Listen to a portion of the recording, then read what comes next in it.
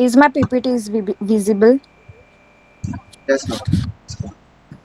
Ma'am. Okay. So before starting the lecture, first of all, I want to introduce myself. Myself is Bhavna Durgesh Mohuture. I am from Nagpur. I have qualified GPAT and NIPER in 2022 with the GPAT rank 175 and NIPER rank is 105 and MBA rank is 57. So I'll be teaching you SUTIX और SUTIX हमारे लिए बहुत ज़्यादा important subject है as prospect to number of questions. Number of question GPAT के syllabus में 38 mention होते हैं, पर अगर मार्केटिंग और वो चीज़ों को इंक्लूड हम कर दे तो टोटल 40 क्वेश्चंस हमारे जीपैट में बन जाते हैं और इट्स अ ह्यूज नंबर. अगर सुटिक्स के 40 क्वेश्चन में से आप 35 भी करेक्ट करके आ रहे हो देन लाइक आप बहुत पीक पे हो. सो फर्स्ट ऑफ ऑल मैं आपको स्ट्रैटेजी बताऊंगी कि हमें सुटिक्स कैसे पढ़ना है. सेकेंड, क्वेश्चन कैसे बने हैं और कैसे आ सकते हैं. हम मेन फोकस कॉन्सेप्ट पे और क्वेश्चंस पे करेंगे रादर देन कलेक्टिंग बहुत सारा डाटा. इतना डाटा सब जमा करके इतना कोई मतलब नहीं है. हमें थोड़ा स्मार्ट वर्क करना है और क्वेश्चन सॉल्व करने हैं. ठीक है. तो हमारा अप्रोच क्या होना चाहिए सुटिक्स पढ़ते वक्त. सबसे पहले तो हमें ये पता होना चाहिए कि किस टाइप के क्वेश्चन पूछे जाते हैं. तो ये हमें कैसे समझेगा कि प्रीवियस ईयर के जब हम क्वेश्चन सॉल्व करेंगे, हम डाउनलोड करेंगे पेपर या फिर किसी के पास इनामदार वगैरह होगी, कोई दूसरी भी बुक होगी, उसमें से हम क्वेश्चंस एनालाइज करेंगे और देखेंगे कि किस टाइप के क्वेश्चन पूछे जाते हैं, किस एरिया में से पूछे जाते हैं. उस हिसाब से हम लोग प्रिपेयर करेंगे. सेकंड, आपको पहले क्वेश्चंस देख लेने हैं. वैसे मैं जो भी लेक्चर लूंगी मैं उनमें पूरा डाटा लेके दूंगी कि 3 साल में कौन से टॉपिक से और कितने क्वेश्चन पूछे गए हैं, कौन सा क्वेश्चन पूछा गया है और कैसे उसको अप्रोच करना है. आपको लेक्चर अटेंड करना है. लेक्चर करने के बाद आपको स्टैंडर्ड बुक पे जाना है. आपको स्टैंडर्ड बुक पढ़नी है, कॉन्सेप्ट समझने हैं और स्टैंडर्ड बुक पढ़ने के बाद आपको उसके एमसीक्यू लगाने हैं. तो स्टैंडर्ड बुक कौन सी, अगर इंडस्ट्रियल फार्मेसी है तो लैकमैन करेंगे और अगर फिजिकल फार्मेसी है तो मार्टिन करेंगे. और ट्रस्ट मी, अगर स्टैंडर्ड बुक फॉलो कर रहे हो तो आपके कॉन्सेप्ट इतने अच्छे हो जाएंगे कि आपको मतलब अगर कहीं से भी घुमा फिरा के असर्शन रीजन या जो भी कुछ पूछ ले आप अच्छे से बना पाओ. तो दैट मस्ट कि आप स्टैंडर्ड बुक को फॉलो करो. ठीक है. सेकेंड, अगर आपने सब टॉपिक कर लिया है और उसके बाद आप उसके एमसीक्यू लगा रहे हो, प्रीवियस ईयर के सॉल्व कर लिए या फिर हम लोग जो टेस्ट सीरीज प्रोवाइड कराएंगे वहां से कर लिए, या टॉपिक वाइज मैं भी बहुत सारे एमसीक्यू आपको प्रोवाइड करूंगी. एक एक टॉपिक के में भी आपको 50, 100, 150 ऐसे एमसीक्यू प्रोवाइड कराऊंगी जिससे आपकी मैक्सिमम प्रैक्टिस हो. और प्रैक्टिस होने के कारण आपको क्वेश्चन को कैसे अप्रोच करना है, इन फ्यूचर आप कैसे कर पाओगे वो आपको समझ जाएगा. Am I clear? अभी तक किसी को कोई प्रॉब्लम है यहाँ तक?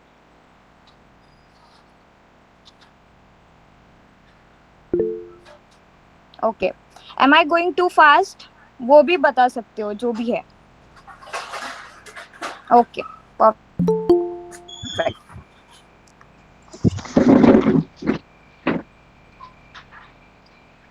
Give me 1 second. सी, अब मैंने ये डाटा कलेक्ट किया है लास्ट 3 इयर्स का कि सुटिक्स में कौन से सब्जेक्ट्स आते हैं. तो हमारा जो मेन सब्जेक्ट आ जाता है इसमें सबसे पहले आता है इंडस्ट्रियल फार्मेसी. और इंडस्ट्रियल फार्मेसी का अगर डेटा देखें हम तो 2021 में 14, 2001 में 13 एंड 2020 में 16 क्वेश्चन.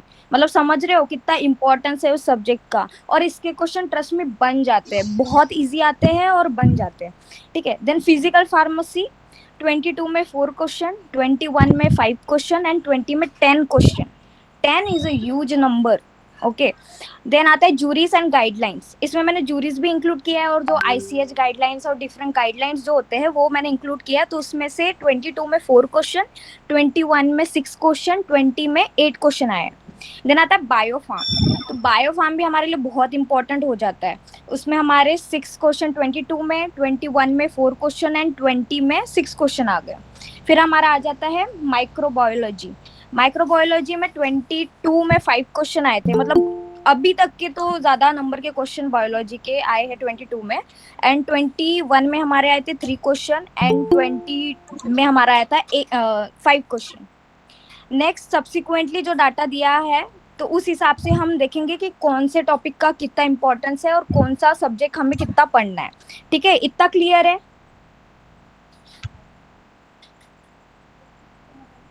ठीक है, कि कौन से सब्जेक्ट का किस पे हमें ज्यादा ध्यान देना है। Okay, is physical pharmacy and physical pharmaceutics is same? और सी, इंडस्ट्रियल फार्मेसी एक होता है और एक फिजिकल फार्मेसी होता है, तो मे बी आप जो बोल रहे हो वो सेम है। ठीक है,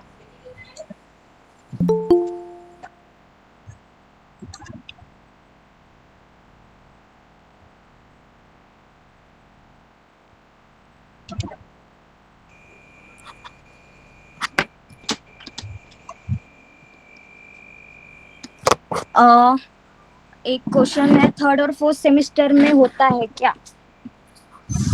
थर्ड सेमेस्टर में होता है ना फिजिकल फार्मेसी। Okay, next. तो अभी हमारा जो मेन टॉपिक है वो है प्री फॉर्मुलेशन। तो 2010 2020 में इसका 1 क्वेश्चन, 22 में 1 क्वेश्चन, 21 में भी 1 क्वेश्चन, 20 में 2 क्वेश्चन, 19 में 3 और 18 में 2। तो जो प्रीवियस ईयर के क्वेश्चन रह गए ना हर टॉपिक के, उसके मैं 5 ईयर के जो क्वेश्चन रह गए उनको एनालाइज करके बताऊंगी। तो हमें आइडिया आ जाएगा कि कौन सा टॉपिक हमारे लिए इम्पोर्टेंट है और किस पे हमें ज्यादा फोकस करना है। तो हमें थोड़ा स्मार्ट वर्क करके चलना है। जैसे मैंने अभी प्री फॉर्मुलेशन का डाटा दे दिया, वैसे मैं टैबलेट का दूंगी, कैप्सूल का दूंगी, तो it will be easy for you कि कहाँ पे मुझे टारगेट करना है। ठीक है, तो अब हम अपने मेन टॉपिक पे आ जाते हैं। ठीक है, what saying Kartik Yadav ma'am also इसके ईयर्स के साथ क्वेश्चंस भी बता दिया करो। कार्तिक यादव, आपकी इच्छा पूरी की जाएगी क्योंकि मेरे इसी स्लाइड में प्रीवियस ईयर के क्वेश्चन मैंने डाले हुए हैं। Okay, now I am checking comment box, तो थोड़ा सा जो डाउट है वो पूछ लो। इस CV Subramanyam good for GPAT preparation? Trust me कि स्टैंडर्ड बुक पे थोड़ा जाओ, मार्टिन पढ़ो, सुब्रमण्यम बहुत इजी हो जाती है और उसमें कॉन्सेप्ट मुझे नहीं लगता कि क्लियर हो पाते हैं, तो गो फॉर मार्टिन। ठीक है, तो अब हम आ जाते हैं हमारे मेन टॉपिक पे। तो इट्स प्री फॉर्मुलेशन फर्स्ट। हमें अगर इंडस्ट्रियल फार्मेसी शुरू करनी है तो हम सबसे पहले प्री फॉर्मुलेशन टॉपिक पे जाएंगे। ठीक है, अब शाला स्टार्ट दी मेन टॉपिक, या आपको अभी तक कोई डाउट हो तो कमेंट सेक्शन में पूछ लो। I am checking the comment box. Okay okay, no doubt, I am starting. Okay, perfect. So pre formulation means pre and formulation. Pre मतलब पहले और फॉर्मुलेशन मतलब फॉर्मुलेशन के पहले जो चीज हम करते हैं उसको हम बोलेंगे प्री फॉर्मुलेशन। अभी प्री फॉर्मुलेशन कब किया जाता है?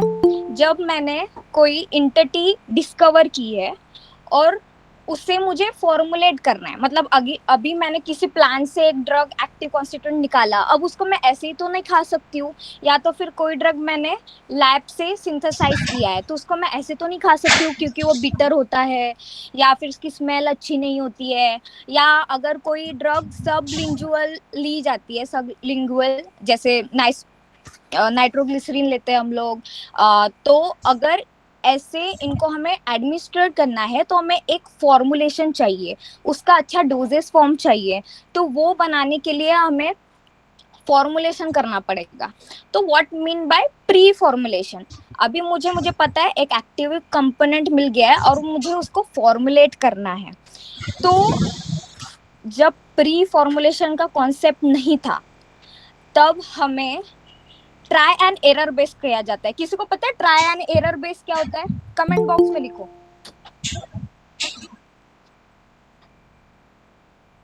ठीक है, नहीं पता? और कोई?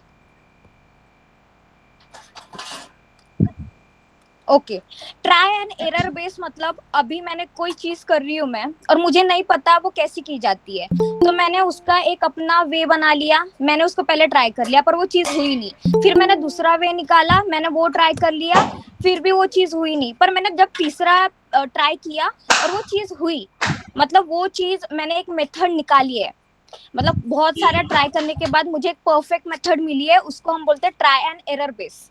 बट अगर हम कोई प्री फॉर्मुलेशन करने जा रहे हैं या फिर हम फॉर्मुलेशन करने जा रहे हैं और हम वहां पे ट्राई एंड एरर बेस करेंगे तो हमें नंबर ऑफ टाइम चीजें करनी पड़ेगी, नंबर ऑफ टाइम हमें केमिकल लगेगा, नंबर ऑफ टाइम हमें चीजें करनी पड़ेगी इन लैब, तो उसके लिए हमें बहुत ज्यादा एक्सपेंसेस लगेंगे, बहुत सारी चीजें लगेगी, तो उससे हमारा कॉस्ट जो है वो इंक्रीज हो जाएगा, और कॉस्ट इंक्रीज होने की वजह से हम वो चीज को उतना अफोर्ड नहीं कर पाते हैं, स्पेशली इंडस्ट्री और जो लैबोरेटरीज होती है वो नहीं कर पाती है।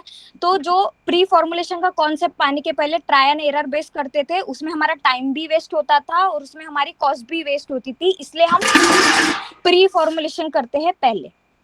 ठीक है, इतना क्लियर है प्री फॉर्मुलेशन क्यों करते हैं?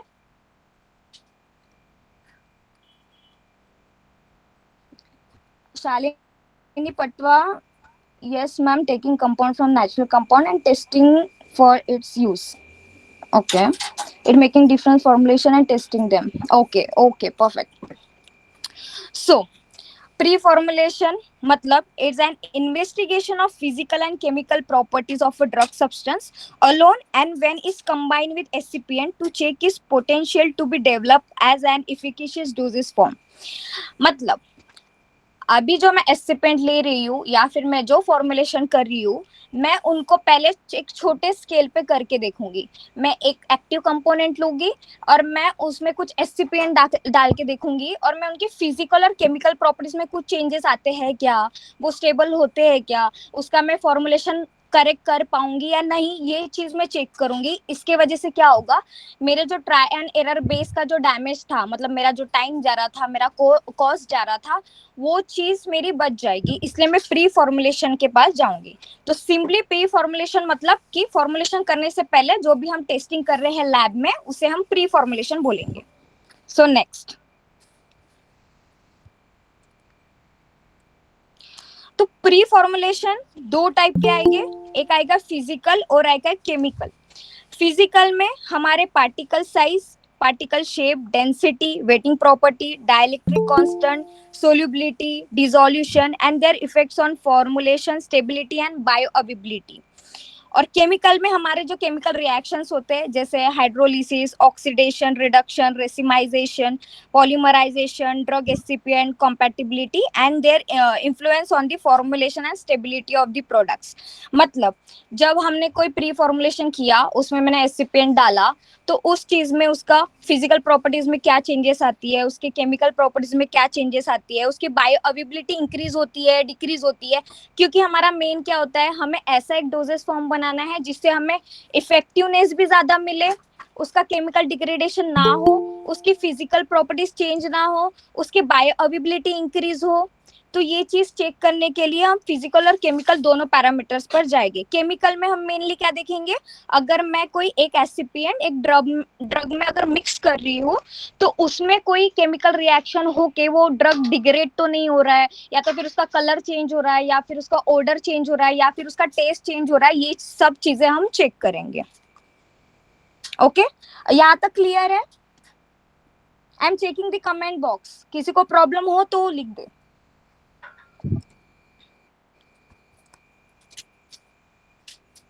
ओके, ठीक है, तो अब बताओ कि क्यों प्री फॉर्मुलेशन, अब मैंने इतना तो बोल तो दिया है, तो आपके दिमाग में कितना गया है वो आप कमेंट बॉक्स में लिख दो कि प्री फॉर्मुलेशन क्यों करना है, फटाफट फटाफट।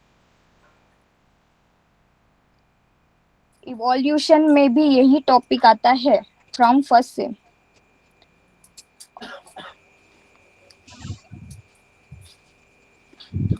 Okay, Ishaan is asking ma'am pre formulation only drug की होती है या एससीपीएंट की भी होती है? दोनों की होती है, मतलब ड्रग को जब एससीपीएंट में डालते हैं उसके बाद उसका क्या चेंजेस आता है, एक्सिपिएंट फिजिकली चेंज होता है, केमिकली चेंज होता है, या फिर वो ड्रग की बायोअवेबिलिटी कम करता है, ये दोनों चीजें हम प्री फॉर्मुलेशन में देखते हैं।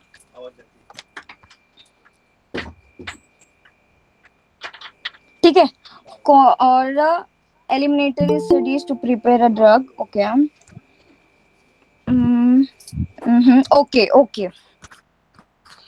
तो टू दी पॉइंट, हमें प्री फॉर्मुलेशन से ये पता चला है कि हमारा ये कॉस्ट रिड्यूस कर रहा है, ये हमारा टाइम सेव कर रहा है। मेन, अगर हमें प्री फॉर्मुलेशन में से डाटा कलेक्ट हो जाता है तो हम एक बेटर वर्जन ऑफ फॉर्मुलेशन बना सकते हैं, जिसमें हम बायोअवेबिलिटी ड्रग की इंक्रीज कर सकते हैं, हम इफेक्टिवनेस इंक्रीज कर सकते हैं, हम उसकी सॉल्युबिलिटी, अगर ओरल सॉल्यूशन डोजेस फॉर्म है, वो इंक्रीज कर सकते हैं। तो हम ऐसे फैक्टर्स निकालेंगे जिससे हमें मतलब एक इफेक्टिव चीज मिले, तो उसकी बायोअवेबिलिटी इंक्रीज हो जाए, या तो फिर उसकी जो फिजिकल प्रॉपर्टी है वो अच्छी हो जाए। To check the whether his form is efficacious or not. Yeah, right. The stage of development during which the physiochemical properties of the drug substance and characterize and establish. Correct, Naman, correct. Yeah, right. Okay. Shall I move further?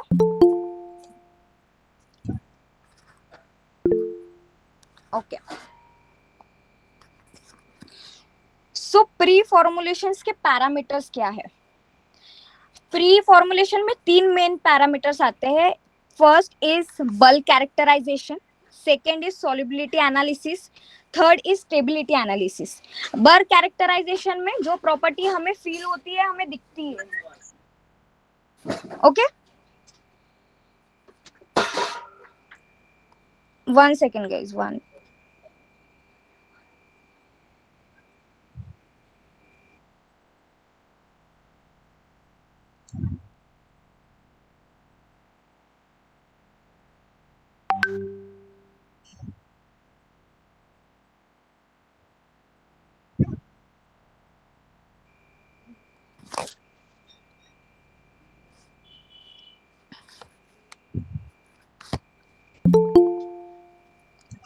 Okay, am I audible? Yes, ma'am. Okay. Bulk characterization में हम क्या दिखेंगे, जो हमें structure दिखता है, जो हमें चीज फील होती है, या जो हम फिजिकल प्रॉपर्टीज जो बोलते हैं ना, वो बल्क कैरेक्टराइजेशन में आ जाएंगे। देन सोल्युबिलिटी एनालिसिस, अगर मुझे कोई फॉर्मुलेशन करना है, मैं कोई व्हीकल यूज कर रही हूँ, उसका सोल्युबिलिटी कैसा है, वो उसमें सोल्यूबल होगा या नहीं होगा, या फिर उसकी बायोअवेबिलिटी चेंज होगी या नहीं होगी, ये हम सोल्युबिलिटी एनालिसिस में देखेंगे। और लास्ट हमारा आता है स्टेबिलिटी एनालिसिस, जो हमारा सबसे इंपॉर्टेंट पैरामीटर है, क्योंकि यहाँ पे स्टेबिलिटी ही है जो ड्रग की हमें मोस्ट इंपॉर्टेंट होती है फॉर्मुलेशन पे, क्योंकि जो ड्रग होता है शेल्फ पे बहुत देर तक रह सके, या फिर उसका जो एक्सपायरी डेट है हम उसको एक्सटेंड कर सके, या फिर हम जो एक्सपेंड कर रहे हैं उसको हम उसका रेवेन्यू ले सके वो फॉर्मुलेशन से। One question from the Vijay: what is the difference between solubility and dissolution?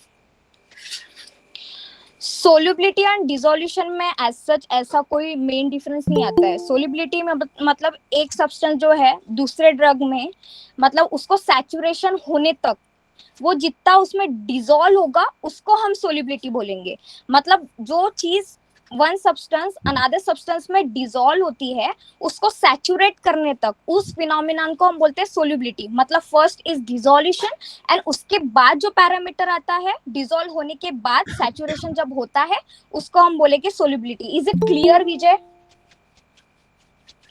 Because ये बहुत कॉमन डाउट है, नहीं समझ में आता है सोल्युबिलिटी और डिसोल्यूशन क्या होता है।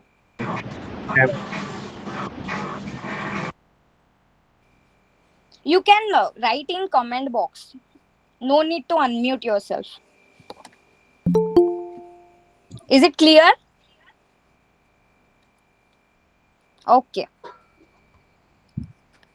Now we will move to the bulk characterization. Bulk characterization में मैंने जैसे बोला फिजिकल प्रॉपर्टीज देखेंगे और स्ट्रक्चरल प्रॉपर्टीज देखेंगे।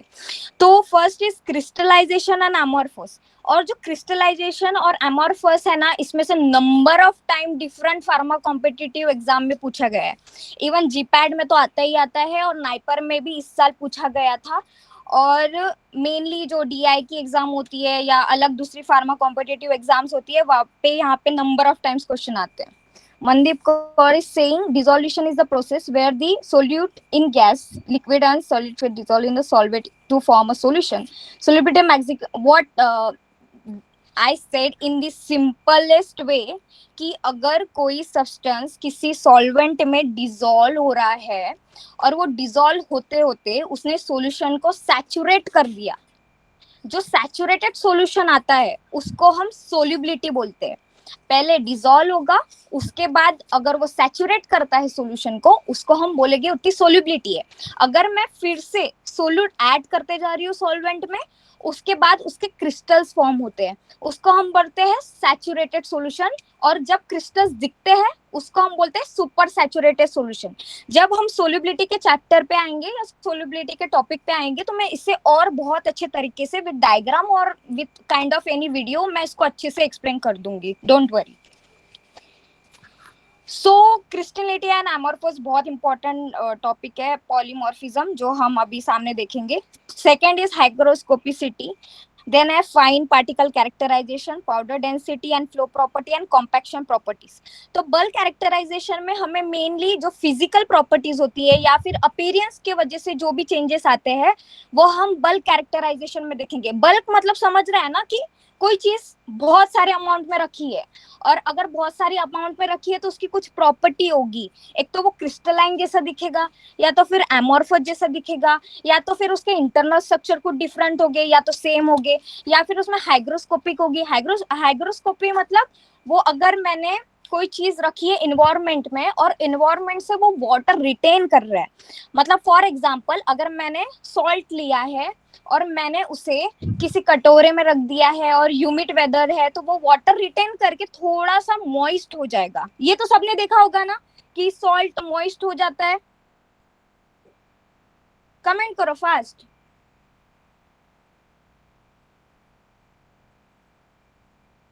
Okay okay. It's a great example of hygroscopicity. क्योंकि जब हम कोई चीज रख देते हैं वो क्या करता है, जो हमारी ह्यूमिडिटी मतलब जो हमारे एयर में मॉइस्चर प्रेजेंट होता है एयर में, ठीक है, तो उसका जो मॉइस्चर है वो सॉल्ट रिटेन करके थोड़ा सा लिक्विड दिखता है या वो थोड़ा मॉइस्ट हो जाता है. इसको हम हाइग्रोस्कोपिसिटी बोलते हैं. थर्ड हमारा जाता है फाइन पार्टिकल कैरेक्टराइजेशन. अभी तो मैंने बल्क में सब चीजें देख ली यार, क्रिस्टलाइन है या एमोर्फस है जो भी है. अभी एक छोटा पार्टिकल है तो उसमें उसकी फ्लो प्रॉपर्टी कैसी होगी, उसमें डस्टिबिलिटी क्या है, वो चीज मुझे जानना बहुत इंपॉर्टेंट है. क्योंकि जब मैं फॉर्मुलेशन कर रही हूँ मुझे बहुत सारी प्रोसेस करनी है. जैसे अब हम टैबलेट पे जाएंगे, टैबलेट चैप्टर में हमें बहुत सारी प्रोसेसेस देखनी है कि कैसी बनती है, पंच कैसी होती है.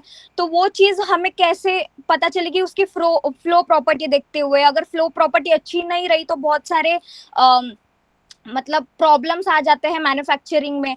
तो इसलिए हमें उसके फाइन पार्टिकल एंड कैरेक्टराइजेशन देखना पड़ेगा. देन पाउडर की डेंसिटी क्या है, सेम उसका फ्लो प्रॉपर्टी क्या है, और उसकी कॉम्पैक्शन प्रॉपर्टी क्या है. कॉम्पैक्शन मतलब अगर बहुत सारी बल्क में चीज पड़ी है और मैंने उस पर थोड़ा सा प्रेशर अप्लाई कर दिया और प्रेशर अप्लाई करके मैंने उसको थोड़ा छोटा कर दिया, जैसे मैंने ग्रैन्यूल्स बना दिए, मैंने उसको कॉम्पैक्ट करके मैंने उसकी टैबलेट बना दी. तो उसकी अगर कॉम्पैक्शन प्रॉपर्टी अच्छी रहेगी ना तो टैबलेट मेरी अच्छी बनेगी, मतलब उसकी फ्राइबिलिटी कम रहेगी, वो इजी टू हैंडल रहेगी. तो कॉम्पैक्शन प्रॉपर्टी हमारे बहुत ज्यादा इंपॉर्टेंट हो जाता है जब हम उसकी मैन्युफैक्चरिंग करते हैं. ठीक है, यहां तक किसी को डाउट है? ये जो 5 पॉइंट है उसमें फास्ट.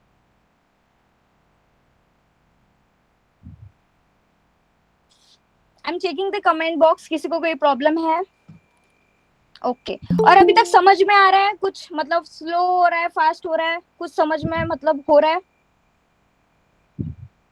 जो भी है खुला बोलो, खुला.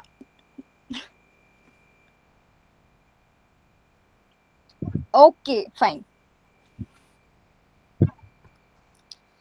अब हम चलते हैं जो टॉपिक्स हमने देखे कि उसमें क्या क्या चीज आ जाती है.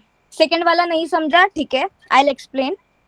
हाइग्रोस्कोपिसिटी. हाइग्रोस्कोपिसिटी आपको सिंपल एग्जांपल याद रखना है. अगर मैंने कोई कोई सॉल्ट लिया है, मैंने उसको प्लेट में एकदम खुला करके छोड़ दिया, मतलब उसमें कुछ कवर नहीं किया उसे, और मैंने उसे खुला छोड़ दिया इन्वायरमेंट में, वो क्या करेगा, जो इन्वायरमेंट एयर में जो मेरा मॉइस्चर प्रेजेंट है उसको वो रिटेन करेगा, और वो थोड़ा सा मॉइस्ट हो जाएगा। करके देखना घर पे, ऐसा लेना सॉल्ट, उसको रखना इन्वायरमेंट में, उसको एक दिन बाद देखना पूरा मॉइस्ट होके वो एकदम गीला हो जाता है। एग्जैक्टली विजय, वो मॉइस्चर एक्सेप्ट करेगा, मतलब वाटर उसमें आ जाएगा, तो वो थोड़ा सा हेवी हो जाएगा, उसका वेट जो है ना वो इंक्रीज हो जाएगा। ठीक है, तो हाइग्रोस्कोपिसिटी सिंपली मीन्स कि तुम्हारा वाटर रिटेन कर रहा है, मतलब तुम्हारा, अगर तुम्हारे सराउंडिंग में वाटर है तो वो कितना तो उस ड्रग को स्टेबल रखता है या फॉर्मुलेशन को स्टेबल करता है, ये हमें हाइग्रोस्कोपिसिटी से पता चलेगा। Is it clear Fatima?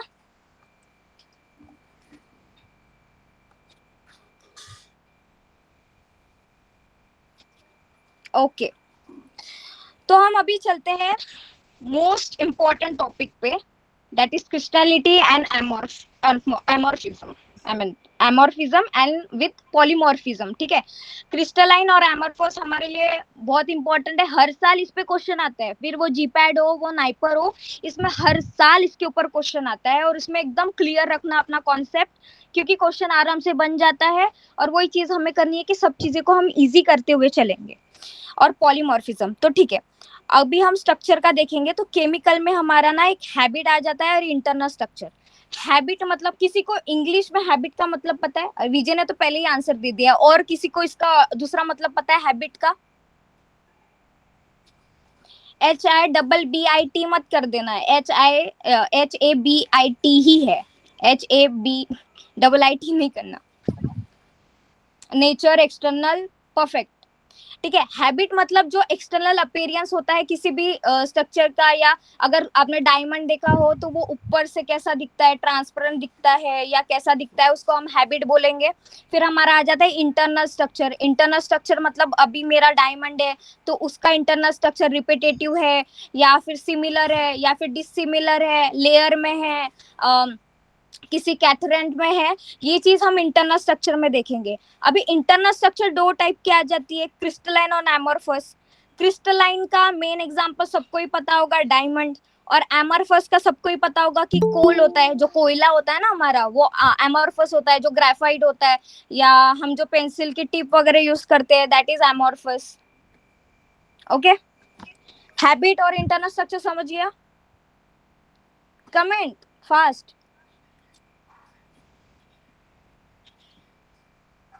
Okay, हाँ, क्ले, शालिनी, राइट, ओके। फिर हमारा आ जाता है मेन, जहां से क्वेश्चन आता है regularly, ma'am gas is amorphous, yes, glass is amorphous. हम देखेंगे अभी एमोर्फस और क्रिस्टलाइन के एग्जांपल्स क्या है। क्रिस्टल इज वाटर सोल्यूबल और not? Is it soluble, but solubility का पैरामीटर और डिग्री वैरी करता है। ठीक है, एमोर्फस जो होता है वो उसकी हाई सोल्यूबिलिटी होती है, और क्रिस्टल जो होता है उसकी लो सोल्यूबिलिटी होती है, यही डिफरेंस हम अभी ये टेबल में देखेंगे।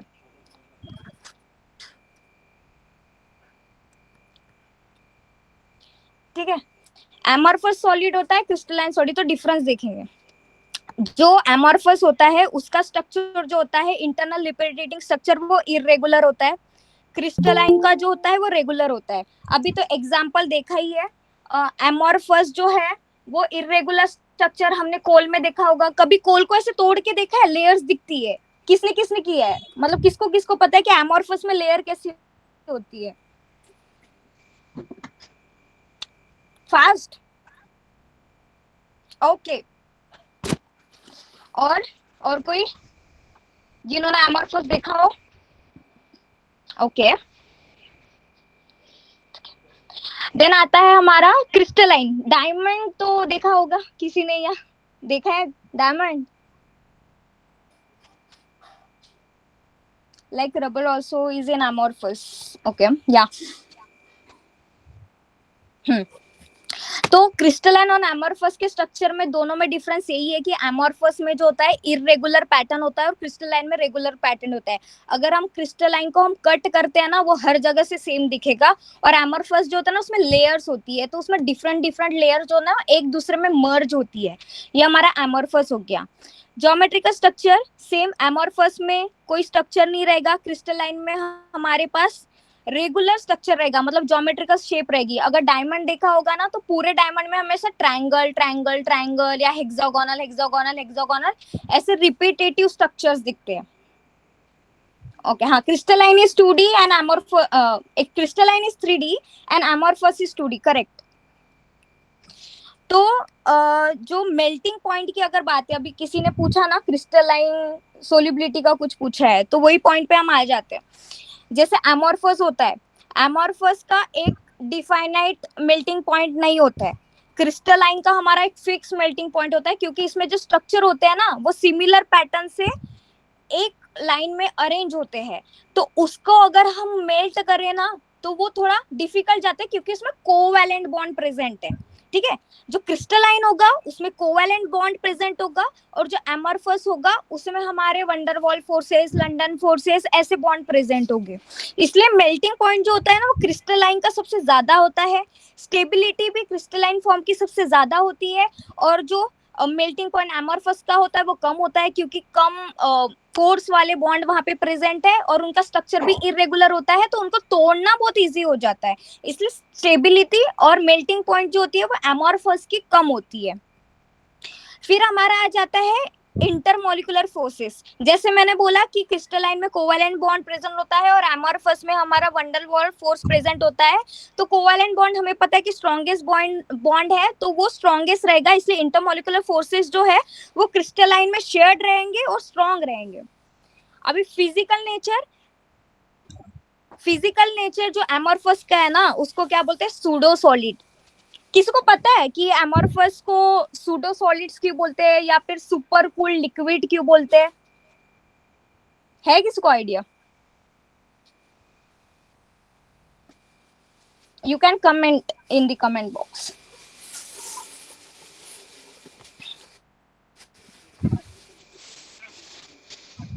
यस नो तो भी बोल दो, अगर नहीं पता होगा तो।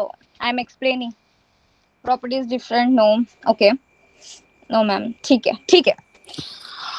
तो सूडो सॉलिड एमोर्फस को इसलिए बोलते हैं, अगर आपने कभी ग्लास देखा होगा, ग्लास जो होता है, जो विंडो में लगा होता है, ओवर द टाइम उसको देखना, मतलब कभी जो बहुत पुराना घर हो किसी का, या जो भी है जहाँ पे बहुत समय से ग्लास लगा हुआ है, उसके नीचे की लेयर जो है, मतलब उसके नीचे का जो पार्ट है, उसको हाथ लगा के देखना, वो थोड़ा सा ना ठीक लगेगा एज कम्पेयर टू जो ऊपर का पार्ट है, क्योंकि जो सूडो सॉलिड्स होते हैं, सूडो सॉलिड जो टेंस टू फ्लो, मतलब ओवर द टाइम वो फ्लो होते हैं, मतलब हमें ऐसा दिखता नहीं। Yes correct Ashish, shows the flow property. मतलब अगर मैंने कोई चीज रखी है ओवर द टाइम, ऐसा तो फ्लो नहीं हो रहा है जैसे वाटर फ्लो होता है या लिक्विड चीजें फ्लो होती है, वैसा फ्लो नहीं होता है। वो कैसा फ्लो होता है, ओवर द टाइम उसके थोड़े थोड़े थोड़े थोड़े पार्टिकल जो है वो डिपॉजिट होते जाते हैं, और जो छोटे जो नीचे का पार्ट होता है वो थिक हो जाता है। तो मोस्ट ऑफ द टाइम हम देखेंगे जो ग्लासेस को, वो नीचे से थिक हो जाते हैं। तो मतलब इसमें एक फ्लो की प्रॉपर्टी है जो क्रिस्टलाइन सब्सटेंस में नहीं होती है और एमोर्फस में होती है, इसलिए इसे सुपर कूल्ड लिक्विड बोलते हैं। मतलब ये सॉलिड भी है और लिक्विड की भी प्रॉपर्टी दिखा रहा है। इतने एक्सटेंट पे नहीं दिखा रहा है कि एकदम फ्लो हो जाए, बट इतने एक्सटेंट पे दिखा रहा है कि वो फ्लो होके कुछ हमारा, मतलब जो उसकी फिजिकल प्रॉपर्टी पहले थी उससे वो थोड़ा डिफरेंट हो। मतलब अगर वो थोड़ा थीन था तो वो थोड़ा सा थिक हो जाएगा, इसलिए हम इसे सूडो सॉलिड्स बोलते हैं। क्योंकि ट्रू सॉलिड हम क्रिस्टलाइन को बोलेंगे, क्योंकि सॉलिड्स की प्रॉपर्टी क्या होती है कि वो अपना फॉर्म चेंज नहीं करेंगे, उन पे वो फ्लो नहीं कर सकते, वो अपनी स्टेबिलिटी बना के रखेंगे, तो वो सॉलिड हो गए। पर सूडो सॉलिड क्या हो गए कि वो लिक्विड के जैसा भी प्रॉपर्टी शो कर रहा है, ओवर द टाइम वो फ्लो हो रहा है, और वो फ्लो इतना सिग्निफिकेंट नहीं होता कि हमें दिख जाए, कि हमें खुद के आंखों से दिखे वो, बट इतना सिग्निफिकेंट होता है कि ओवर द टाइम अगर हम चेक करें तो हमें वो थिकनेस ग्लास में दिख जाती है। तो सूडो सॉलिड का पॉइंट क्लियर है। और ऐसा क्वेश्चन पूछ सकते हैं, मतलब असर्शन रीजन में बहुत बार आ चुका है, मैंने सामने क्वेश्चन डाले हैं, तो वो देख के आपको समझ आएगा कि इसके ये टेबल बहुत इंपॉर्टेंट है। मतलब नाइपर में भी इस बार 2 से 3 क्वेश्चन तो इसी को घुमा फिरा के पूछे गए थे। Ma'am please explain the chemical nature. Chemical nature किसका, Shreya? Am I going too fast या फिर इतनी स्पीड ठीक है? Okay okay. Ma'am glass temperature, transition temperature भी इसी से रिलेट है। Yes yes yes yes, I am going to explain isotropic and anisotropic. ठीक है, केमिकल नेचर की जो बात कर रहे हो ना आप, एमॉर्फस में क्या होता है कि आपका जो इंटरनल स्ट्रक्चर होता है वो इरेगुलर होता है, और क्रिस्टलाइन में क्या होता है, आपका स्ट्रक्चर रेगुलर होता है। केमिकल प्रॉपर्टी सेम हो सकती है, जैसे हम एग्जांपल देखते हैं ना, कोल का और इसका डायमंड का, दोनों कार्बन है, ठीक है, डायमंड भी कार्बन है, कोल भी कार्बन है, बट डायमंड का स्ट्रक्चर इस तरह से अरेंज है कि वो क्रिस्टलाइन फॉर्म में हो जाता है। मतलब कार्बन का स्ट्रक्चर डायमंड में एकदम ज्योमेट्री सिमेट्री में अरेंज होता है, और जो कोल है उसमें बहुत इरेगुलर पैटर्न में अरेंज होता है, लेयर में अरेंज होता है, इसलिए हम उसको एमॉर्फस कैटेगरी में गिनते हैं। तो इधर केमिकल नेचर इज सेम, वो दोनों में कार्बन ही है, बट यहाँ पे जो इंटरनल स्ट्रक्चर है ना वो डिफरेंट हो जाता है, इसलिए उसकी प्रॉपर्टी भी चेंज हो जाती है। Isotropic properties of a drug substance in all direction, anisotropic properties, या करेक्ट, मैं अभी वही चीज पे आ जाती हूँ। जो एमॉर्फस होता है वो आइसोट्रोपिक होता है, और जो क्रिस्टलाइन होता है वो अनआइसोट्रोपिक होता है। ये पहले याद कर लो। मुझे बस कमेंट बॉक्स में इतना लिख दो कि कौन सा आइसोट्रोपिक है और कौन सा अनआइसोट्रोपिक है। पहले इतना याद कर लो कि कौन सा आइसो कौन सा अनआइसो। फटाफट कमेंट बॉक्स में लिखो।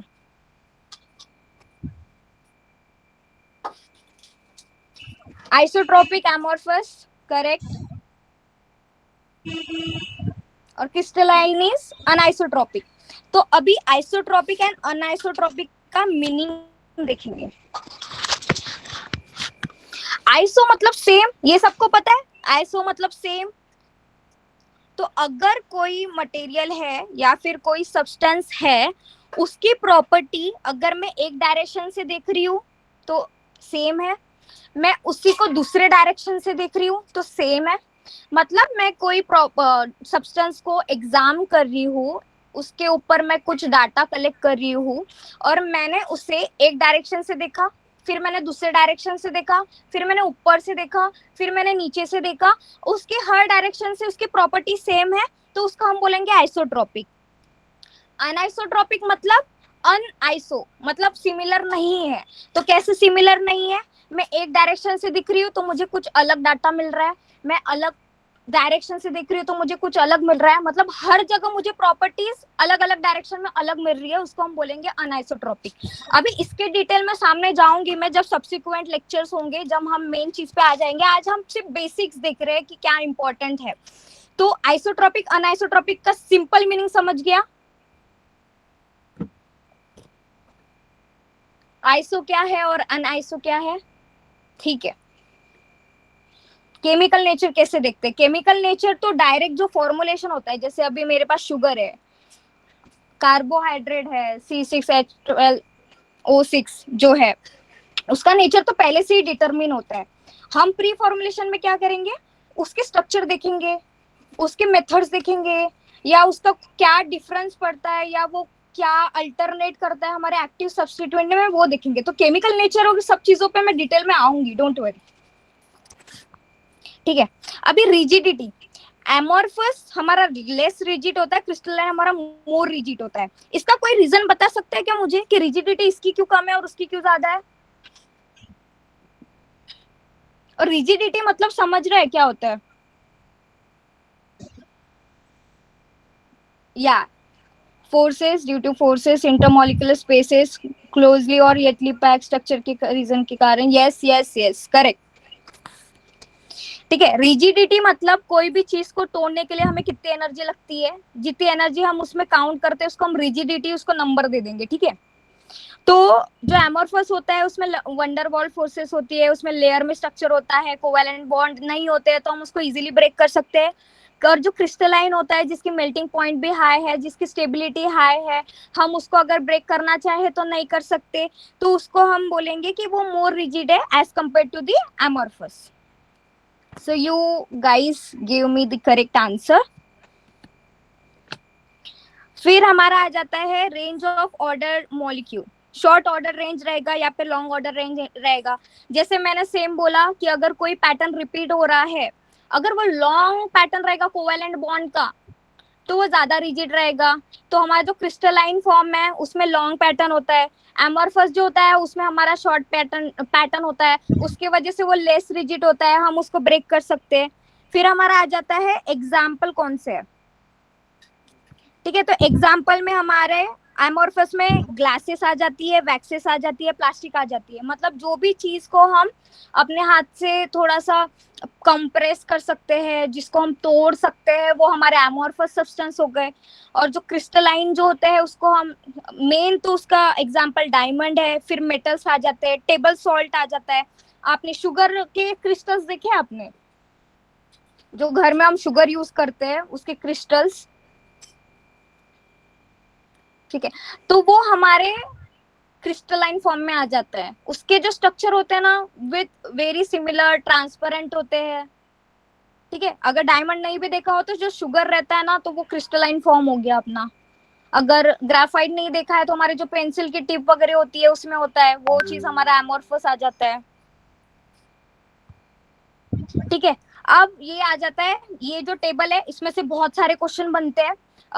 जीपैट के हर सब्सिक्वेंट ईयर में इसके ऊपर क्वेश्चन पूछे गए हैं. देन सेकंड हमारा आ जाता है पॉलीमॉर्फिज्म. ठीक है, अभी polymorphism is related to crystalline form. अभी एमोर्फस को छोड़ दो, अभी जितना भी सुना एमोर्फस के बारे में जाने दो. वो आइसोट्रोपिक है, उसमें रेगुलर स्ट्रक्चर नहीं होते, उसमें बॉन्ड जो होते हैं वो कम होते हैं, सब चीजें उसमें खराब है. हमारे तो क्रिस्टलाइन फॉर्म बहुत स्टेबल है, हमारा मेल्टिंग पॉइंट ज्यादा है, ये सब चीजें है. अभी उससे जाने दो, अब आएगा पॉलीमॉर्फ्स जो हमारे क्रिस्टलाइन में आता है. अगर मेरा एक क्रिस्टलाइन सब्सटेंस है और उसमें डिफरेंट इंटरनल लैटिस प्रेजेंट है, तो उसको हम बोलेंगे पॉलीमॉर्फ. ठीक है, सिंपल शब्दों में अगर मेरे पास एक क्रिस्टल प्रेजेंट है और उसके अलग अलग अलग इंटरनल स्ट्रक्चर है, उसके वजह से मेरे पास ना टाइप ए, टाइप बी, इस टाइप के पॉलीमर्स के पैटर्न प्रेजेंट है. ठीक है, तो when a substance exist more than one crystal species with a different internal lattice, the various forms are called as polymorph. और जो फिनोमिना होता है ना पॉलीमॉर्फिज्म, इस पे क्वेश्चन बनता है. वो डायरेक्ट सेंटेंस दे देंगे कि a substance exist in more than one crystalline form, तो उसको हम क्या बोलेंगे. और ऑप्शन में क्या रहेगा, पॉलीमॉर्फ रहेगा और एक पॉलीमॉर्फिज्म भी रहेगा. ठीक है, तो कंफ्यूज नहीं होना है. अगर फॉर्म पूछा है ना कि मोर देन वन फॉर्म एक सब्सटेंस था, उसको क्या बोलेंगे, तो डायरेक्ट आंख बंद करके पॉलीमॉर्फ आंसर कर देना, पॉलीमॉर्फिज्म पे मत जाना.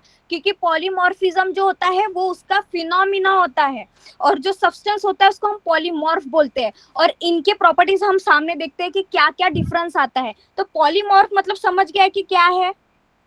सिंपल लैंग्वेज में एक क्रिस्टलाइन का मोर देन वन और two form. Is my voice breaking? Because it is clear from me. Okay, fine. You can rejoin. जिनको प्रॉब्लम आ रहा है. ठीक है, तो क्रिस्टलाइन और पॉलीमॉर्फ समझ गए. क्रिस्टलाइन के अंदर पॉलीमॉर्फ आता है, समझा है या फिर मैं फिर से समझाऊं कि पॉलीमॉर्फ क्या होता है. ओके, और एक सिंपल वर्ड में एक बार समझा देती हूँ. पॉली मतलब मेनी और मॉर्फ मतलब मॉर्फिज्म मतलब स्ट्रक्चर. ठीक है, तो एक क्रिस्टलाइन फॉर्म है, वो डिफरेंट डिफरेंट अलग क्रिस्टलाइन लैटिस में प्रेजेंट है. मतलब मेरा डायमंड है और उसका अलाइनमेंट एक का डायमंड का राइट में है और एक का अलाइनमेंट लेफ्ट में है, और उस अलाइनमेंट के वजह से उसकी प्रॉपर्टीज चेंज हो रही है, तो उसको मैं क्या बोलूंगी, एक पॉलीमॉर्फिज्म ए है, एक पॉलीमॉर्फ बी है. तो उसमें जो उनकी केमिकल प्रॉपर्टीज रहेगी वो डिफरेंट रहेगी, तो इतना समझ गया है कि पॉलीमॉर्फ क्या है, क्योंकि इसको समझना बहुत इंपॉर्टेंट है, ये कॉन्सेप्ट बहुत काम में आएगा, इसका नंबर ऑफ टाइम क्वेश्चन पूछे गए।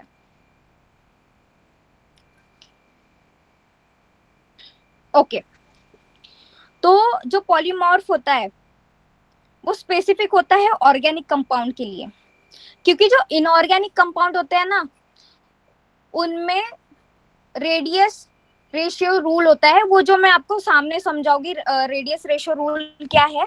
तो जो अभी है ना वो समझो कि पॉलीमॉर्फ हम क्या देख रहे हैं। तो एक एग्जांपल याद रखना, इसके ऊपर नाइपर में भी क्वेश्चन आया है और जीपैड में भी इसके ऊपर क्वेश्चन पूछा गया है कि क्लोरमफेनिकोल का कि कौन सा पॉलीमॉर्फ मोर एक्टिव है या कौन सा इनएक्टिव है।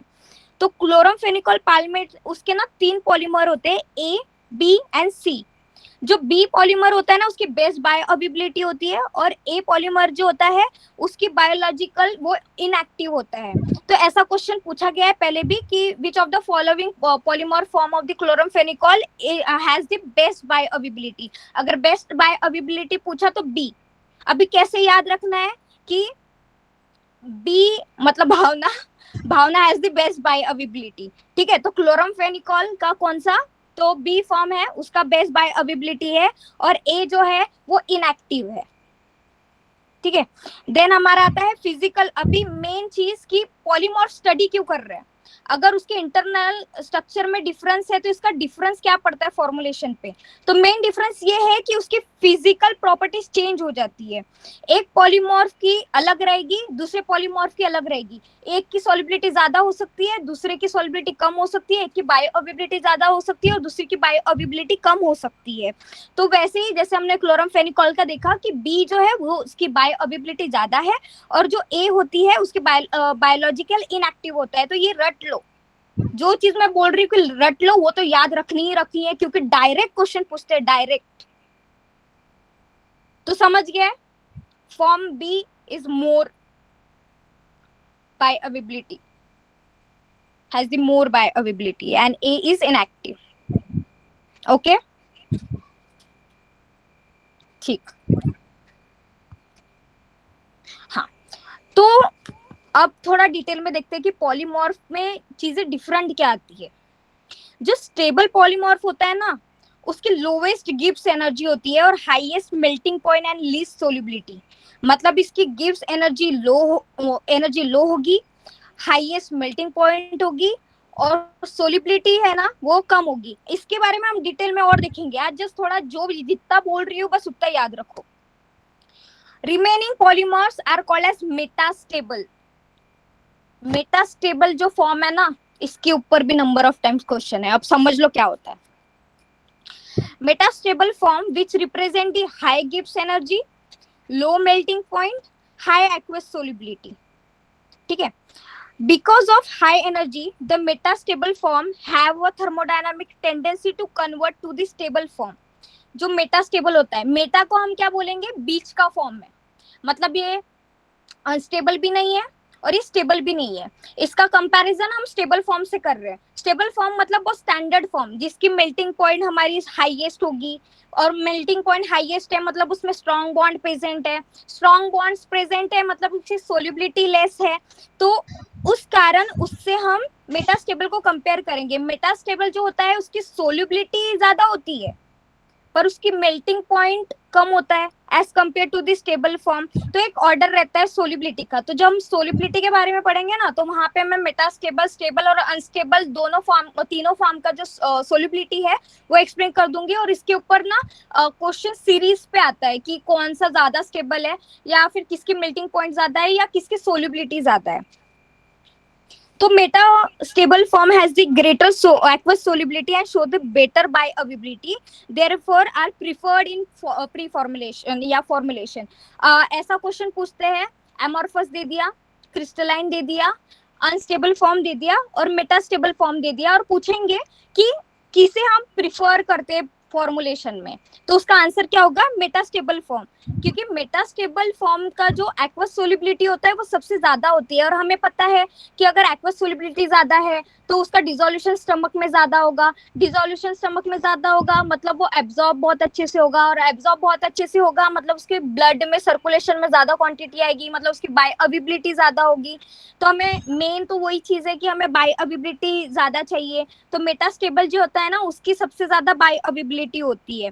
और एक फैक्ट है कि only 10% of the drug are present in the metastable form, मतलब बहुत सारे जो ड्रग होते हैं ना वो मेनली स्टेबल फॉर्म में या तो फिर अनस्टेबल फॉर्म में प्रेजेंट होते हैं, और मेटास्टेबल में सिर्फ 10% ऑफ द ड्रग आते हैं। तो यहाँ तक किसी को कोई प्रॉब्लम है? जो सीरीज है ना सोलिबिलिटी वगैरह का वो मैं आगे लेके आऊंगी, डोंट वरी। इतना समझा है? कमेंट करो। ओके। और थोड़ा सा सॉरी यार, क्योंकि मैं आज लैपटॉप से नहीं कर पाई हूँ ज्वाइन, थोड़ा प्रॉब्लम था, इसलिए नोटिफिकेशंस दिख रही होंगी तो don't mind. Why stable form is not preferred? तो अगर स्टेबल फॉर्म है, मैंने जैसे बताया जो क्रिस्टलाइन फॉर्म होता है वो स्टेबल होता है, उसमें कोवैलेंट बॉन्ड स्ट्रांग होती है, उसकी सोलिबिलिटी कम होती है, उसका मेल्टिंग पॉइंट हाई होता है। तो मैंने जैसे बोला कि अगर उसकी सोलिबिलिटी ज्यादा है एक्वस फॉर्म में, तो वो स्टमक में अच्छे से डिजोल्व होगा, अच्छे से डिजोल्व होने के बाद वो एब्जॉर्ब होगा, एब्जॉर्ब होने के बाद हमें बायोअवेबिलिटी मैक्सिमम मिलेगी। तो स्टेबल फॉर्म में क्या होता है कि वो डिजोल्व नहीं हो पाता, उसका मेल्टिंग पॉइंट हाई है, उससे हमारी बायोअवेबिलिटी पे अफेक्ट होगा, मतलब हमें कम बायोअवेबिलिटी मिलेगी। और फॉर्मुलेशन में हमारा मेन चीज क्या होता है कि हमें बायोअवेबिलिटी ज्यादा चाहिए, हमें इफिकेसी ऑफ ड्रग ज्यादा चाहिए, हमें कम अमाउंट में हमें ज्यादा इफेक्ट चाहिए, तो हमें बायोअवेबिलिटी इंक्रीज करनी है, इसलिए हम स्टेबल फॉर्म को प्रीफर नहीं करेंगे, हम ऐसे फॉर्म को प्रीफर करेंगे जिसकी सोलिबिलिटी ज्यादा हो। इज इट क्लियर काजल?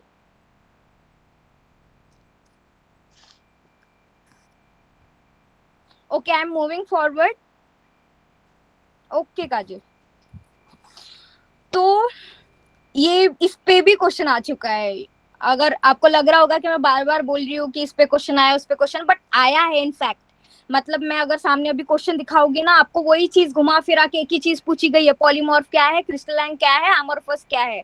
बहुत इजी क्वेश्चन है, बस कॉन्सेप्ट समझ लो, इजीली क्वेश्चन सॉल्व हो जाएगा।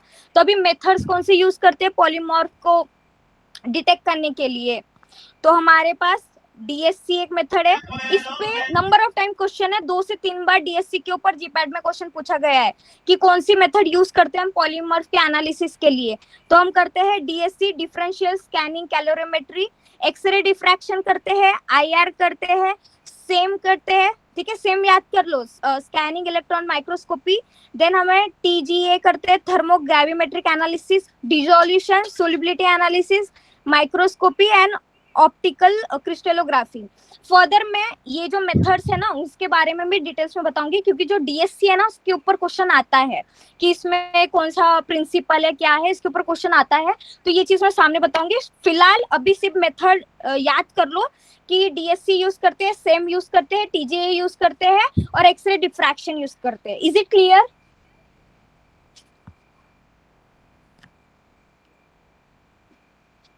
कमेंट। ओके ओके, तो हमें क्वेश्चन देखना है आपको सबको, किस लेवल के क्वेश्चन पूछे गए जीपैड में।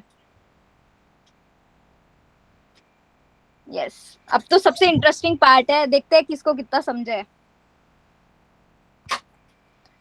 तो फर्स्ट क्वेश्चन, और ये 2022 का है, तो खुद को जज कर लेना इसके ऊपर, अगर आंसर बराबर नहीं दिया ना तो आपकी प्रिपरेशन बहुत कम लेवल पे है, तो इसको मैं जज कर लूंगी आपका नाम देख के क्या गलत आंसर है।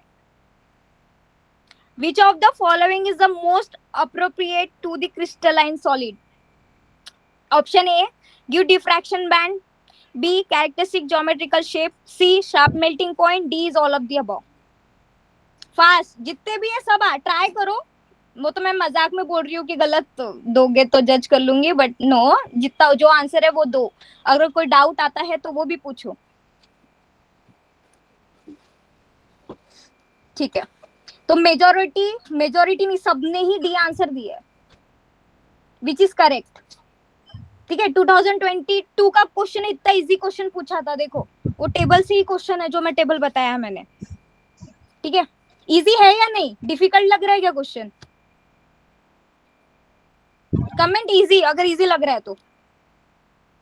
ठीक है, इतने इजी क्वेश्चन पूछते हैं, इतना टेंशन लेने की, सब स्ट्रेस करने की, बहुत बुक्स पढ़ने की कोई जरूरत नहीं है। Okay, next question. Choose the wrong statement from the following with regards to amorphous solid. देखो घुमा फिरा के पॉलीमॉर्फ, एमोर्फस, क्रिस्टलाइन, इस पे ही क्वेश्चन है। ये भी 2021 का क्वेश्चन है ये। They do not have the definite melting point. Usually they are anisotropic, considered as supercooled fluids. They tend to flow when subject to the sufficient pressure. Fast, जितने हैं उतने आंसर करो, एटलीस्ट ट्राई, नहीं भी आता तो आंसर करो। Okay, majority of student saying option B, and which is correct, क्योंकि हमने पूरे डिफरेंस देखे तो उसका डिफाइनेट मेल्टिंग पॉइंट नहीं होता है, क्रिस्टलाइन का होता है। देन सी जो है कंसिडर सुपर कूल लिक्विड, और सुपर कूल लिक्विड क्यों बोलते हैं वो भी मैंने एक्सप्लेन कर दिया है। They tends to flow when subject to the sufficient pressure, वही चीज मैंने जो ग्लास वाला एग्जांपल दिया था। तो वो जो होते हैं वो आइसोट्रोपिक होते हैं, कि अगर मैंने अलग अलग डायरेक्शन से भी देखा तो उनकी जो प्रॉपर्टी है ना वो सेम होती है। तो अनाइसोट्रोपिक जो क्रिस्टलाइन होता है कि हम उसको अलग अलग डायरेक्शन से देखेंगे तो उसकी प्रॉपर्टीज डिफरेंट आएगी। तो ठीक है, ये भी इजी था ना, ये 2021 का क्वेश्चन है। देख लो कितने इजी क्वेश्चन पूछते हैं। और मैं हर लेक्चर में आपके लिए अलग अलग, मतलब हर साल के क्वेश्चन, कुछ एक्स्ट्रा सब question लाऊंगी। Shall I move forward? Okay. Yes, Kajal, I'm going fast. Third question. The polymorphs exhibit the following different properties except. अब इसका आंसर करो। पॉलीमॉर्फ्स मैंने समझाया क्या क्या होता है, कौन सी प्रॉपर्टी सेम होती है, कौन सी प्रॉपर्टी डिफरेंस होती है। तो ए ऑप्शन है solubility, B option is crystal structure, C is x-ray crystal and diffraction pattern, and D is the melting point.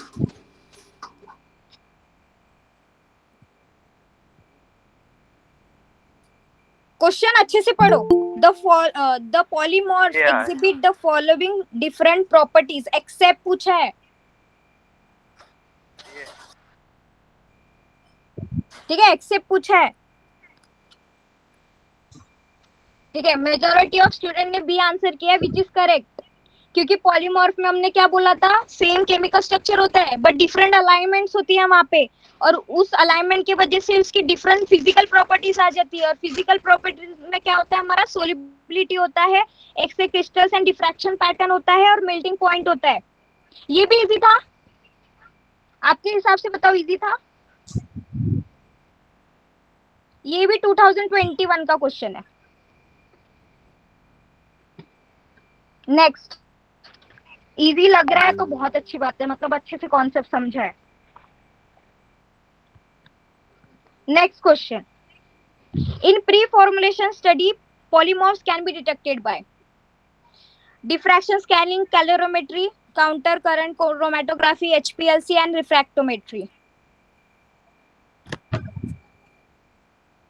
Majority of student is going with A. और ये question number of times पूछा गया है जीपैड में repetitively, और DSC के ऊपर question आता ही आता है, तो इसको मिस मत करना कि प्री फॉर्मुलेशन पॉलीमॉर्फ्स में डीएससी यूज करते ही है। ठीक है, मुझे कोई बताएगा काउंटर करंट क्यों यूज करते हैं? एनीवन? किसी को पता है? पार्टीशन कोएफिशिएंट के लिए करते हैं। गौरव, काउंटर करंट पार्टीशन कोएफिशिएंट के लिए करते हैं।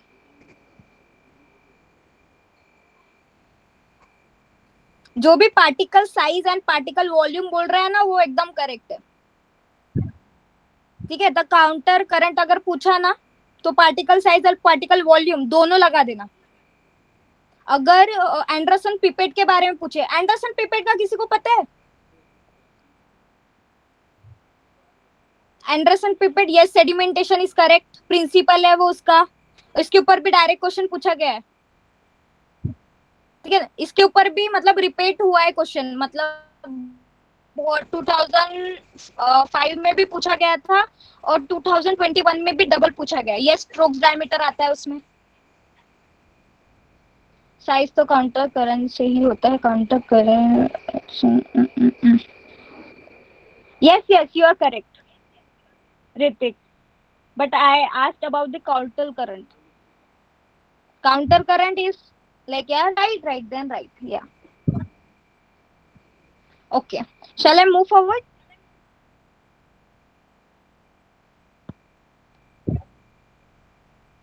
वैसे मुझे बताओ क्वेश्चंस कैसे लग रहे हैं, मतलब ये तो प्रीवियस ईयर के ही क्वेश्चन है, सॉल्व हो रहे हैं या नहीं हो रहे?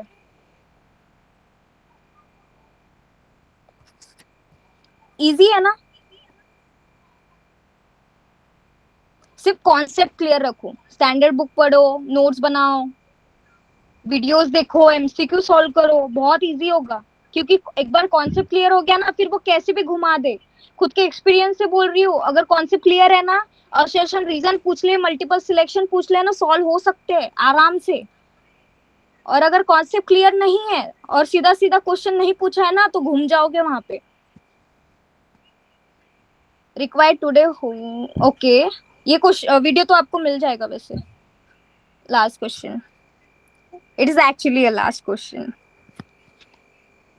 आज मैं ज्यादा क्वेश्चन नहीं ला पाई हूँ, पर नेक्स्ट लेक्चर में बहुत ज्यादा, मतलब एक लेक्चर में हम 20-25 क्वेश्चन या 50 क्वेश्चन भी कर सकते कभी कभी।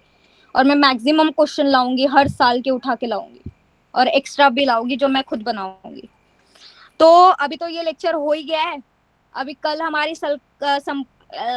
It's very difficult to pronounce, Sankalp batch का लॉन्च है कल।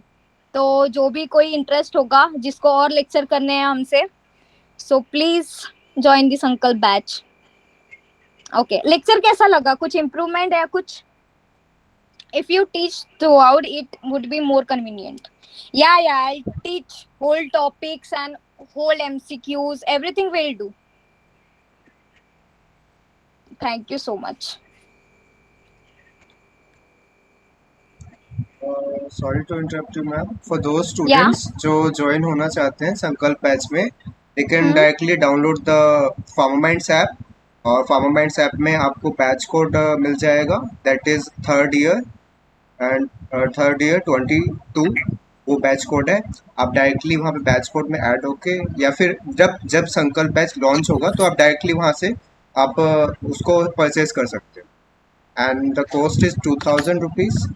So if anyone is interested, जो भी इंटरेस्टेड होगा, तो कल लॉन्च होने के बाद आपको पता चल जाएगा एवरीथिंग अबाउट द बैच और क्या क्या मिलने वाला है आपको बैच में।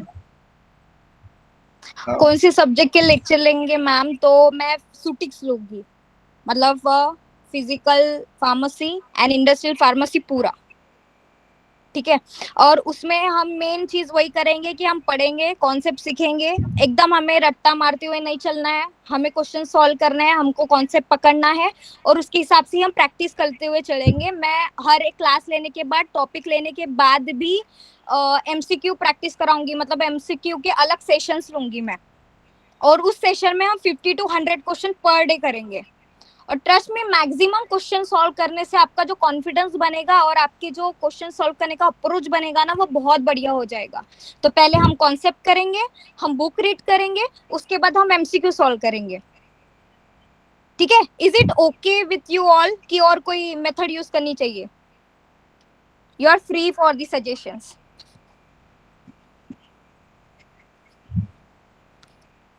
हाँ, एमसीक्यू मैं बहुत लाने वाली, शानी, डोंट वरी। मैं तो प्रोवाइड भी कराऊंगी, खुद भी सॉल्व करवाऊंगी, और मैं आपको एमसीक्यू दूंगी भी सॉल्व करने के लिए, और वो ऑन द पॉइंट होंगे, और आपका उससे समझ भी जाएगा कि आपने वो टॉपिक कितना कवर कर लिया है। तो आज का सेशन कैसा लगा आपको? ऑफलाइन क्लासेस तो फिलहाल तो नहीं ले रहे हम लोग। Can you please don't use complicated Hindi words. Actually ना समझाने में खुद की मदर टंग यूज करो ना, बहुत अच्छे से समझा सकते हैं और समझने में भी इजी होता है। तो it is not possible to talk in English always because majority of student can understand the Hindi language and it is very easy to convey them the concept. Thank you. Any suggestions? I'll take your suggestion, don't worry. Can we take other subjects? We are going to take all subject, don't worry. Pharma mind का MCQ से starting से अच्छे level का MCQ तो बहुत अच्छे level के मिलेंगे। थैंक यू सो मच गौरव। ठीक है, आज का लास्ट डेमो लेक्चर था, कल से कोर्स लॉन्च हो जाएगा और उसके बाद हम चीजें सब आपको बता देंगे, जो है जो प्लानिंग है, जो हम गाइडेंस प्रोवाइड करेंगे, जो एमसीक्यू प्रोवाइड करेंगे, वो चीज हम जब कोर्स में जब शुरू होगा वहां पे जो इनरोल हो गया अभी वो सिर्फ उनके लिए रहेगा। तो अगर आप इंटरेस्टेड हो तो आप जैसे आकाश सर ने बताया सब चीजें, you can go and like download the app and join the classes. Okay. Akash, shall I leave the meeting? Yes ma'am sure. और लाइक जिसको लाइक डाउट है, एनी कंफ्यूजन अबाउट संकल्प बैच, तो आपकी क्लासेस 8 जुलाई से 8 जुलाई से स्टार्ट हो जाएंगी रेगुलर। इवनिंग सेशन होगा, इवनिंग में क्लासेस आपकी होंगी डेली 1 या 1.5 घंटे की आपकी क्लासेस होंगी। और आपके लाइक एंड में जो वीकली मॉक टेस्ट होगा पूरे वीक का होगा, जिसमें आपको जितने भी सब्जेक्ट्स पढ़ाए गए हैं रेगुलर उसके उन सबका एक मिक्सअप क्वेश्चन एक बैंक आपको दिया जाएगा फॉर मॉक टेस्ट, और उसका फिर डाउट सेशन भी रखा जाएगा आपके। तो it will be very beneficial for you. और हमने काफ़ी कुछ चीज़ें डिसाइड की हैं, तो आप इनरोल करोगे तो आपको सारी चीज़ें क्लियर हो जाएंगी कि और क्या क्या उसमें आपके लिए बहुत अच्छी अच्छी चीज़ें हैं। तो hope to see you there in the Sankalp batch. Someone is asked कि रिकॉर्डिंग मिलेगी या नहीं मिलेगी, तो yes, you will be getting the recordings of the lecture. Recordings मिलेगी, नोट्स मिलेंगे, एमसीक्यू मिलेगा, जितना भी आपकी प्रिपरेशन अच्छे लेवल तक करा सकते हैं हम उतना अपना बेस्ट देंगे वो कंप्लीट कराने में। रिकॉर्डिंग्स तो आपको मिलेगी ही मिलेगी। इफ अगर और कोई डाउट हो किसी स्टूडेंट का तो he or she can ask anything. We are here to answer all your questions.